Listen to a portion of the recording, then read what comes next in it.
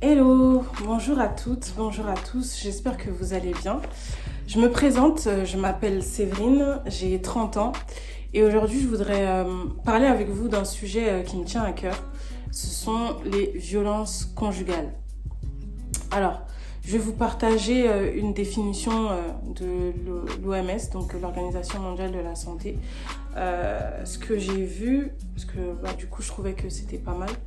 La violence est définie par l'Organisation mondiale de la santé comme étant l'utilisation intentionnelle de la force physique, de menaces à l'encontre des autres ou de soi-même contre un groupe ou une communauté qui entraîne ou risque fortement d'entraîner un traumatisme, des dommages psychologiques, des problèmes de développement ou un décès. Cette définition inclut tous les types et toutes les formes de violence. Voilà, donc du coup, ce que dit l'OMS concernant les violences conjugales, c'est ça.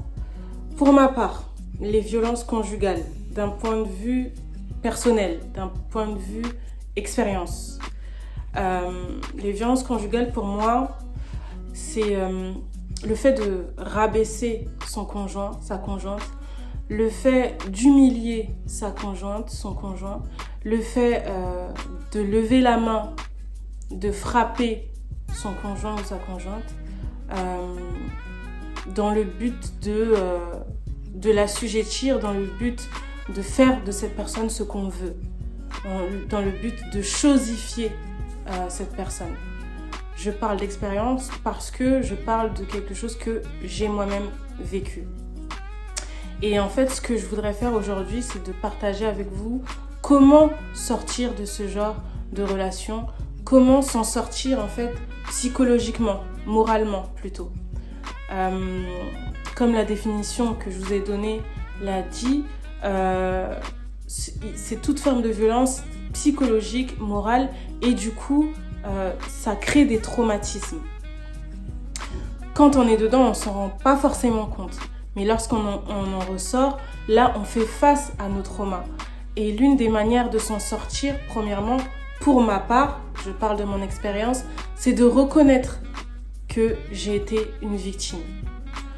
Et dans cette reconnaissance de moi-même, il a fallu qu'il y ait des personnes extérieures à moi qui me fassent me rendre compte de mon état. Donc il y a eu en premier lieu les associations, l'association qui m'a pris en charge, la psy, l'avocate et ma famille. Je dirais même ma famille, ensuite l'association, etc. Et ensuite, suite à ça, et surtout Dieu. Parce que moi, voilà, je suis croyante et j'avais complètement perdu mon identité, mon essence même. Et je devais partir à la reconquête de qui j'étais avant cette relation, pendant cette relation, et de créer une nouvelle identité avec tout ce que j'ai vécu. Donc j'ai fait face à ça. Et être victime, c'est quoi? Dans mon cas, être victime, c'est de reconnaître que oui, cette personne, elle m'a fait du mal. Oui, cette personne, elle a levé la main sur moi à un moment donné. Elle m'a dit des choses, elle m'a fait des choses qui m'ont fait de douter de moi-même, douter de mon humanité, douter de mes capacités intellectuelles, mes capacités physiques. Et je ne vivais que à travers les yeux de cette personne. Pourquoi? Parce que cette personne ou ces personnes, lorsque vous avez été victime, vous savez que ces personnes-là vous font entrer dans une spirale d'isolation. Elles vous isolent du monde que vous connaissiez. Elle fait éclater votre cercle social. Donc moi, j'avais plus accès comme auparavant à ma famille, ma mère, mes frères et sœurs. J'avais plus la même relation avec eux. Mes amis aussi, pareil. Donc du coup, je ne vivais que par cette personne-là, à son bon vouloir. Je croyais ce qu'elle me disait en me disant que ma famille était jalouse de moi, mes amis, etc. Enfin, vous savez, vous qui avez été victime ou qui en êtes victime, vous savez quels sont les arguments que ce genre de personnes peuvent vous sortir. Et je voudrais dire que dans tous les cas, moi je suis une femme, j'ai été victime d'un homme, mais il y a des femmes qui sont les bourreaux. Voilà. La violence, ce n'est pas forcément un genre sur un autre. Ça peut être femme sur homme sur femme, etc. Voilà.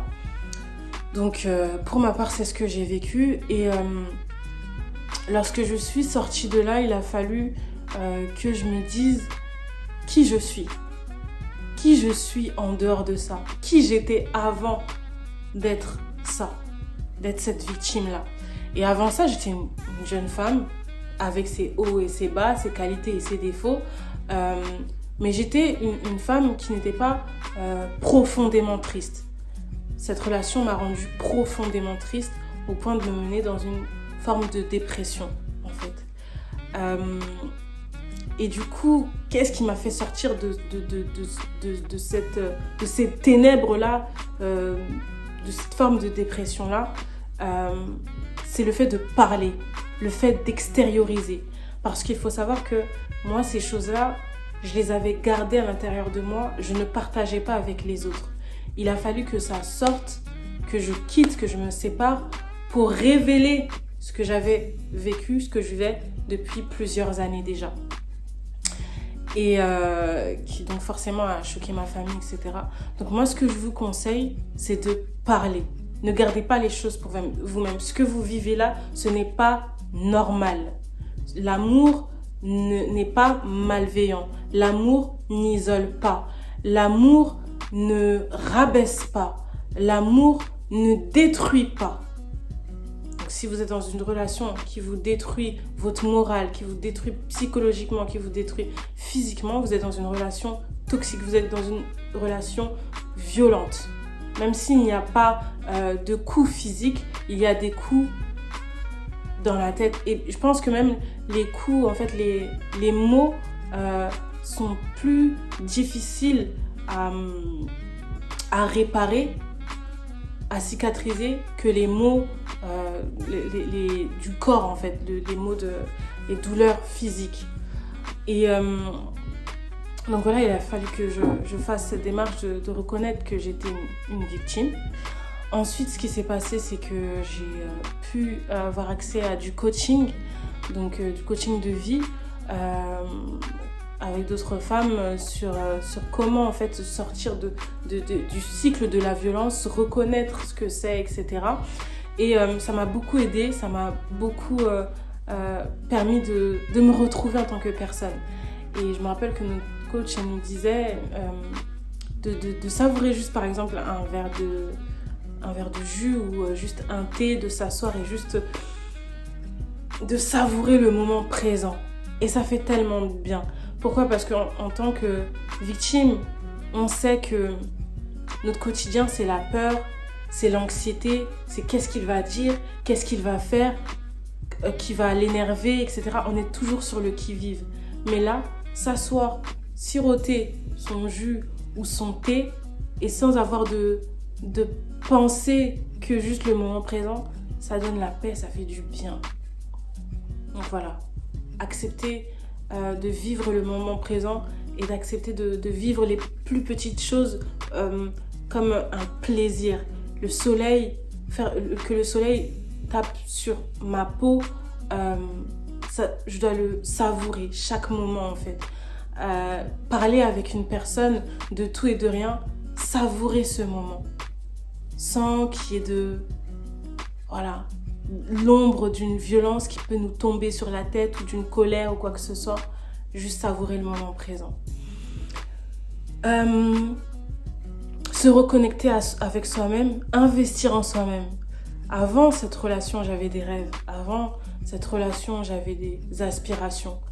Avant cette relation, j'écrivais beaucoup, je chantais beaucoup.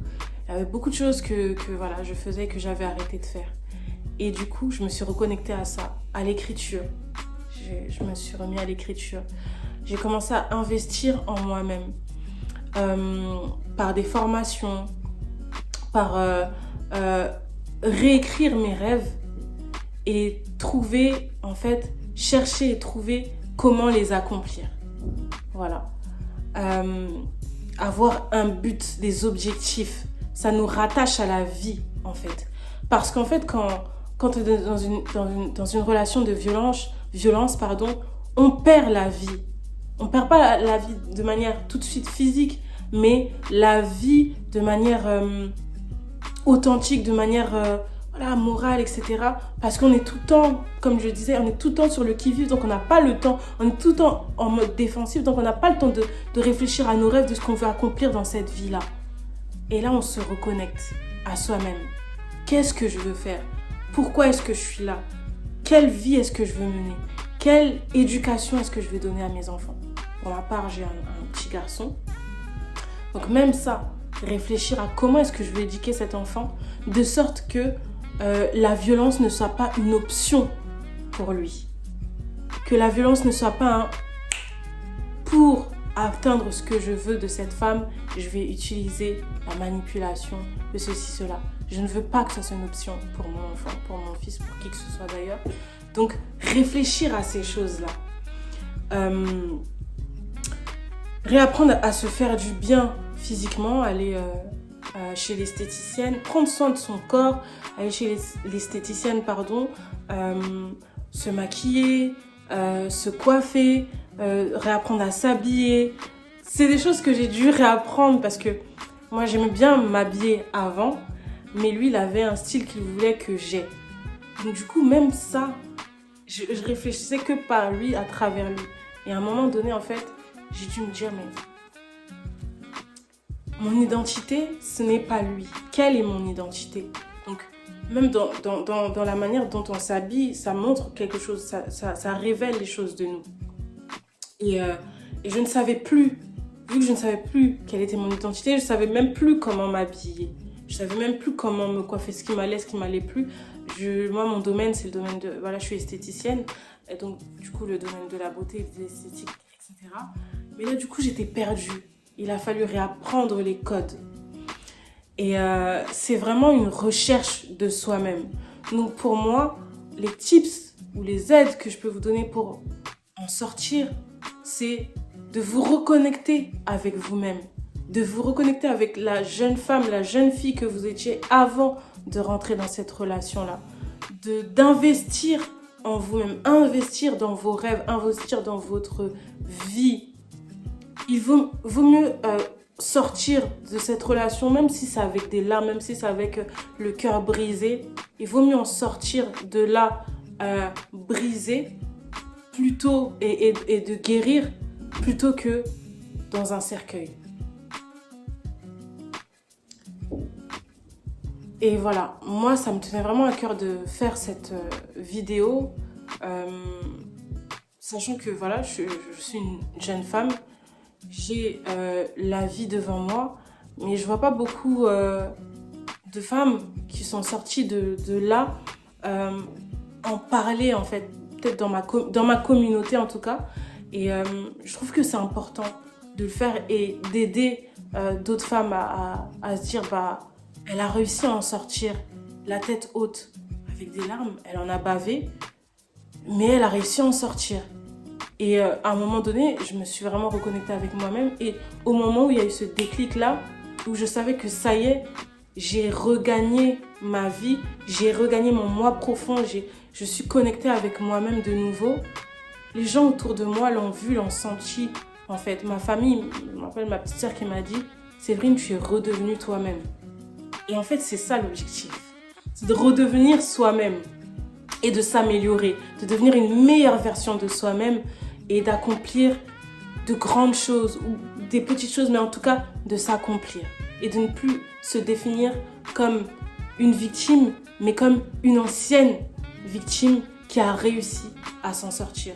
Et c'est ce que je vous souhaite et je vous souhaite une bonne soirée.